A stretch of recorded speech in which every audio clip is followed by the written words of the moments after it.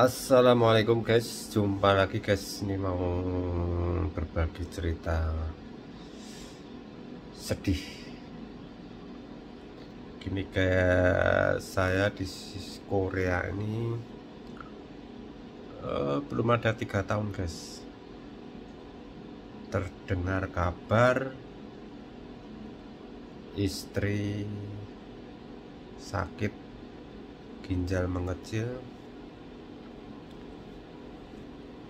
Sekarang sudah rutin cuci darah 2 kali seminggu. Jadi gegana guys, galau ya, mau pulang. Belum lama juga di Korea, tabungan belum banyak, belum maksimal guys. Tapi yang di rumah posisi sedang repot, sedang sakit. Cuci darah dibilang sakit ya enggak sakit, dibilang sehat ya enggak sehat, dibilang sakit enggak sakit. Maksudnya ya, orang kalau ginjalnya sudah enggak berfungsi kedua-duanya, otomatis pembersihan darah dari racun-racun zat yang tak berguna digantikan oleh mesin. Jadi mungkin selama beberapa tahun, selama hidup bisa juga, ataupun berhenti cuci darah bisa juga. Itu rutin, sementara rutin guys. Istri saya rutin setiap Senin dan Kamis. Mohon doanya guys, diberikan yang terbaik.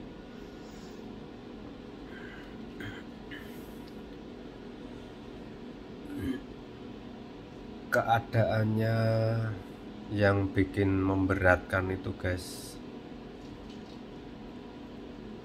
saya merantau jauh di Korea, lalu istri saya itu juga tidak di rumah, merantau juga, ngontrak rumah di Borobudur, Magelang bersama anak saya. Anak saya sekolah di SD Borobudur.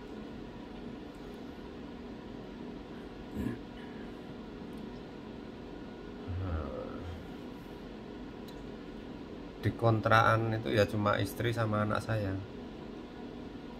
Bagaimana kebayang repotnya. Ya masih beruntung sih ada temennya 2 yang rajin membantu, mulai dari awal periksa ke rumah sakit, mengurus BPJS, segalanya, merawat dia di rumah sakit, di rumah, cuci baju, bantu-bantu kerjaan rumah. Terima kasih Mbak Novi, terima kasih Mami, Mbak Yani sudah membantu. Semoga menjadi amal ibadah yang menjadikannya Allah ridho kepada kalian.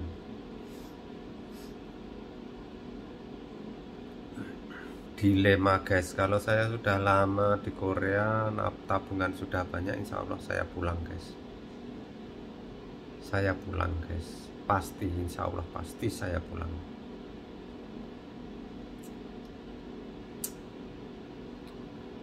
Dalam arti punya tabungan sekitar 1 M atau minimal 600 gitu aja udah saya pulang. Nah, ini tabungan belum seberapa, rumah belum ada, kendaraan belum ada, benar-benar mulai dari minus guys. Saya modal ke sini 40 jutaan.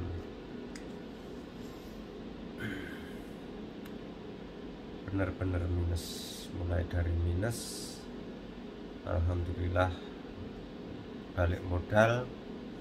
Meskipun perjuangan dulu awal-awal di Korea 3 bulan, cuma resmi 3 bulan mencari gurita guys, karena ada kekerasan fisik dan gajinya tidak tertib jumlah dan tanggal bayarnya, maka saya memilih untuk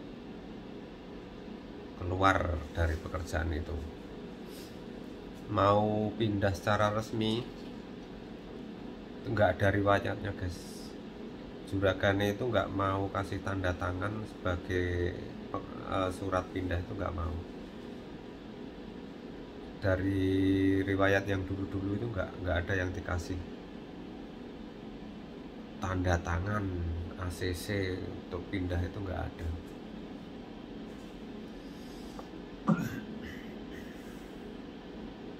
Jadi gampangannya dia itu juragan yang mencetak bulbok guys, mencetak swasta, karena minta pindah tidak dikasih surat pindah.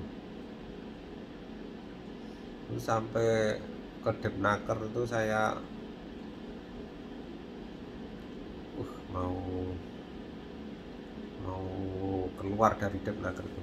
Bosnya datang ke situ juga guys, saya mau minta pindah itu, mediasi, bosnya datang situ, akhirnya nggak ada titik temu. Saya ditanyain mau pilih tetap kerja di situ atau pilihannya cuma swasta. Ya dua pilihan itu saya bilang saya udah nggak nyaman kerja di situ, saya mau swasta. Nah, pas itu mau dipanggilin imigrasi, mau dipanggilin polisi. Kenapa dipanggilin polisi? Karena saya pernah dijitak guys, pernah dijitak, buktinya masih ada sekarang, sampai merah di sini, jidat merah.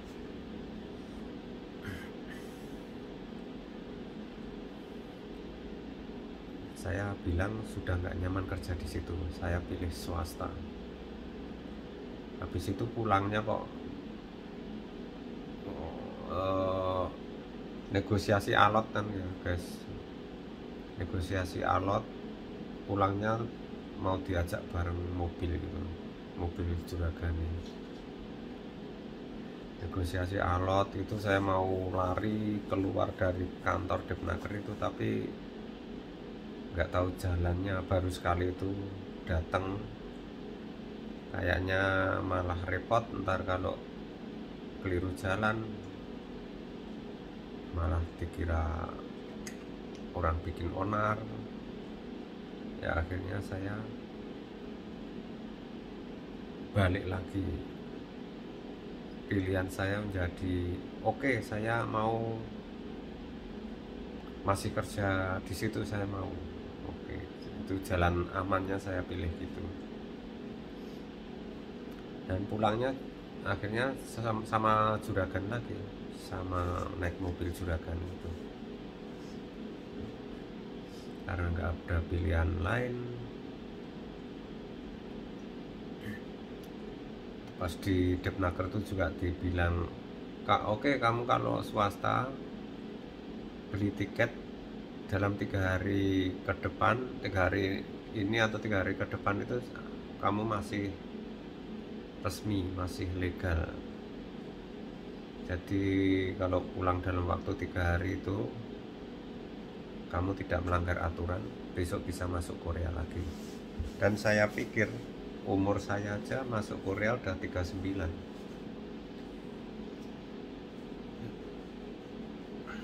Terus baru beberapa 1 bulan tuh jadi 40, umur saya 40.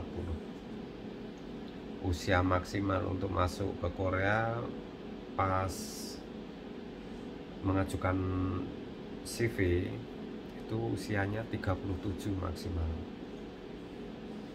Sementara umur saya udah 40, nggak mungkin saya mau kesini lagi.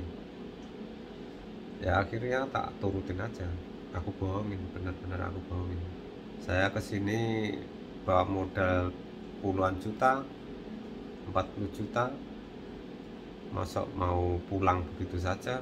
Baru terima gaji 3 bulan ya, 3 bulan itu 1,5 kali 3, 4.500.000. Kalau rupiah ya dikalikan 12, 45 tambah 9 berarti 54 jutaan. 54 juta itu gaji kotornya selama 3 bulan. Saya belum, baru aja datang 3 bulan udah suruh pulang lagi, kan nggak ada hasil ya guys. Rata-rata orang ke Korea tuh kalau sampai bisa 5 tahun bisa re-entry itu insya Allah lumayan guys, banyak, bisa punya rumah bagus, kendaraan bagus. Makanya saya pikir-pikir, oke, saya mau beli tiket, besok saya beli tiket. Nah, udah urusan di kantor di Depnaker langsung selesai. Terus saya pulang dengan majikan saya, sama majikan saya di mampir ke kantor polisi. Kamu saya ajak kantor polisi, ya saya nurut aja. Oke, bilang gitu. Tapi begitu masuk ke gerbang yang ada portalnya itu, udah masuk ke gerbang portal, mobil kembali keluar lagi, mundur, nggak jadi masuk. Mungkin dia takut, soalnya memang kejadiannya bener, dia jitak kepala saya. Umur dia itu lebih muda dari saya,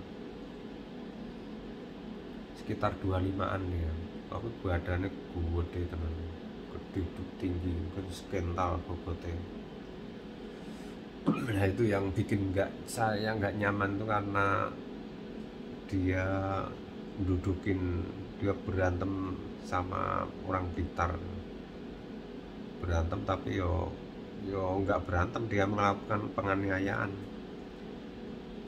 Cuma senior saya yang dari Blitar itu berusaha melepas dari cekikan sama dudukan dia, didudukin sampai katanya matanya udah nggak bisa melihat, udah buram, nggak bisa melihat.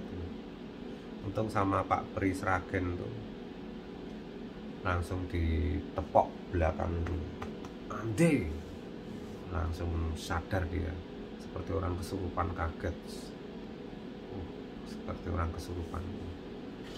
Habis itu suruh ganti, kami suruh lepas baju kerja, mantel nelayan itu suruh lepas semua. Udah pulang gitu katanya, pulang. Mungkin rencana dia mau meriksain, mungkin ya, diperiksain ke puskesmas atau ke rumah sakit. Selama di perjalanan pulang itu saya punya inisiatif, lapor polisi aja, lapor polisi. Akhirnya teman saya mau, cuma ada kendala di bahasa Korea kurang jelas, terus aku dikit-dikit bisa Inggris. Oke, langsung ditanyain bisa Inggris, oke dikit-dikit bisa, tapi diajak ngomong ya masih kesulitan dong, cuma bisa-bisaan, belum mahir bener. Panggilin polisi, nelpon ilgu ya, mungkin 119 atau apa itu, telepon darurat itu, nyambung, ditanya-tanyain itu. Terus nggak lama kemudian bosnya waktu nyetir kapal itu turun ke belakang, ke deck, ke ruang tidur dapur itu, tempat kami bertiga di situ. Langsung nanya, kamu panggil polisi ya? Jawab iya. Dia nyesel, ya dipanggil polisi nyesel. Di situ pulang, sebelum sampai tepian tuh,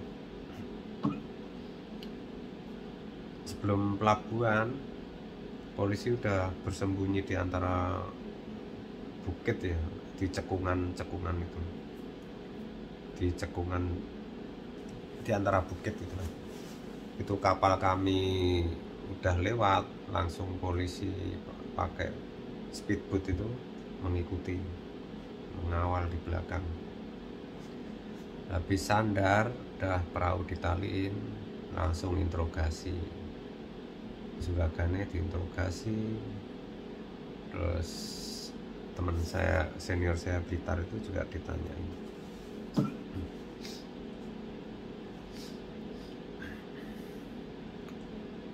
Saya dan Pak P dari Sragen itu sebagai saksi, tapi sidangnya setahun kemudian. Ketika saya sudah sama Pak P itu sudah tidak kerja di situ, sudah swasta. Ketika di persidangan kami tidak berani hadir. Mohon maaf Mas Blitar, senior saya, Mas H Blitar, mohon maaf sekali tidak bisa membantu. Yang jelas keinginan senior saya itu untuk pindah dari pekerjaan itu sudah terlaksana. Sekarang bekerja lebih santai, lebih enak karena bekerja di tambak, tidak di laut lepas. Saya dulu SLC-nya juga, surat kontraknya itu juga di tambak guys, tapi ya ditipu. Itu mungkin tambak lama yang udah rusak itu buat izin cari tenaga kerja asing.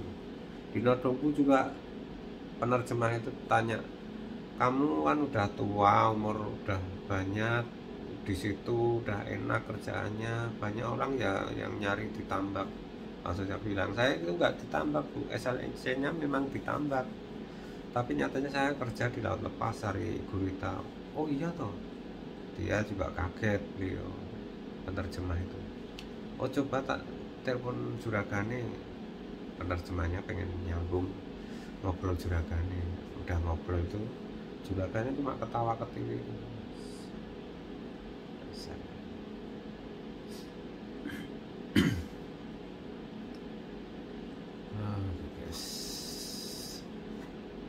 Cerita saya jadi panjang lebar guys.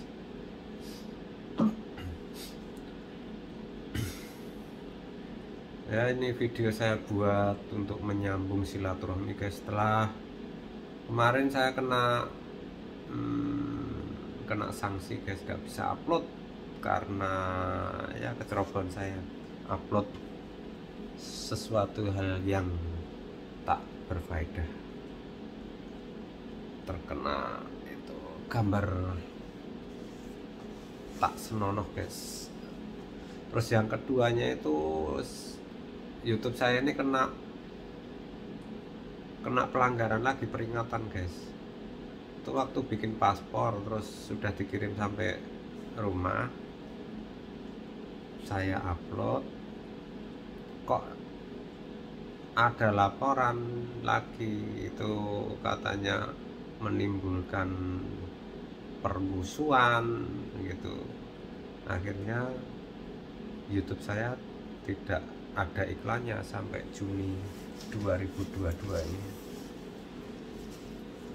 nggak ada pemasukan guys. Sekitar 3 bulan nggak dapat gaji, nggak bayaran.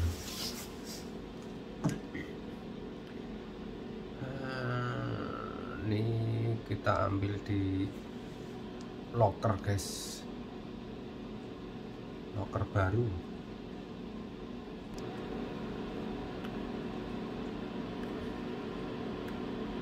Loker baru.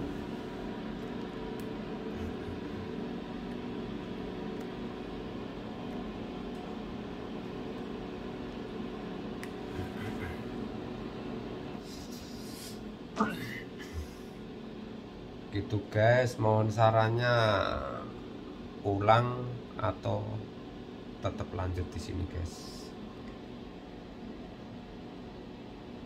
Mohon sarannya guys, tulis di kolom komentar.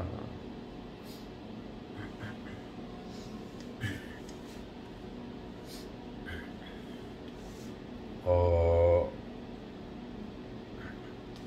saya sih sambil memantau terus guys keadaan istri bagaimana, setiap hari berkomunikasi. Jikalau udah mentok benar-benar nggak ada jalan, sangat repot, harus diantar kan ke rumah sakit cuci darah, ya saya harus pulang. Tapi selama ini masih bisa di cover. Lebaran ini mudik, istri saya sama anak mudik ke orang tuanya, kakeknya, ke Wonosari deket Pantai Baron. Berangkat hari Minggu. Hari Minggu itu cuci darahnya diajukan, biasanya Kamis, itu Minggu cuci darah, terus naik mudik, selesai cuci darah mudik. Sekitar nanti mau rencana pulang di hari, mungkin di hari Rabu ya, soalnya Kamis pagi jam 7 itu udah cuci darah. Semoga hari Rabu nanti bisa pulang, ada yang nganter, soalnya sibuk guys, semua sibuk lebaran guys, sibuk lebaran, yang punya mobil sibuk lebaran, ada yang sibuk jualan di wisata di pantai. Jadi tadi itu di hari Selasa ini istri saya di rumah sendiri, anak ikut jualan di pantai Sepanjang, ikut kakek neneknya ikut jualan. Oke guys, curhatan saya mungkin bisa mengetuk hati saudara-saudara untuk bisa lebih bersyukur juga. Saya yang dikasih kesehatan, kasih sehat, kondisi sehat, semoga bisa mensyukurinya, memanfaatkan waktu dengan sebaik-baiknya, bekerja dengan giat, semangat, ya mensyukuri nikmat kesehatan, sangat penting. Kesehatan mahal harganya guys. Itu kalau tanpa BPJS selama sebulan 9 kali cuci darah bisa, kalau gampangannya sekali cuci darah 1 juta itu kan bisa 9 juta guys, sebulan 9 juta guys. Gaji kita harus lebih dari itu biar bisa cukup buat cuci darah, buat kebutuhan makan selama sebulan itu guys. Ya untuk saja di cover jaminan kesehatan nasional. Terima kasih pemerintah, terima kasih semua peserta JKN yang rutin membayar tiap bulan untuk ya membantu, termasuk istri saya yang sedang sakit dan orang-orang yang sedang sakit. Ketika sehat insya Allah dihitung amal, dan ketika sakit juga memperoleh manfaatnya, biaya tidak banyak yang ditanggung pasien. atau bahkan gratis. Oke, sekian dulu guys, terima kasih. Doakan kami baik-baik saja ya guys, saya bisa tetap tenang, tetap hatinya tidak galau guys, jadi bisa mengambil keputusan dengan sebaik-baiknya sesuai yang diridhoi Allah, yang ditakdirkan yang terbaik. Oke, terima kasih guys. Assalamualaikum warahmatullahi wabarakatuh.